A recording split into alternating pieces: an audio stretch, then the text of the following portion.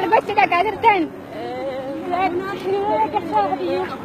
Deeggarsaa biyyi dhaqaa jirtan. Abiyyiin ni jaallattan? I love you, Abiyu. Amma lafaaf samaay warraa fagaatu. Akkasuma kana hundi jaallattan? Okay, atoo abiyyiin ni jaallattaa? Awwaam jaallatta shukrii. Baay'ee isaan jaalladha. Maashaa abiyyiin jaallatta? Maaliif mobaayilii adda irra kaa'attaree? Baay'een jaallattuun jechuudha. Shaawwan abiyyiin jaallatta? Okay, gabii maal jaallattaa? Atoo abiyyiin jaallatta? Maaliif jaallattan? Hojii isaatiin. Abiyyiin mararfanna hin kabajna hin jaallannaniin.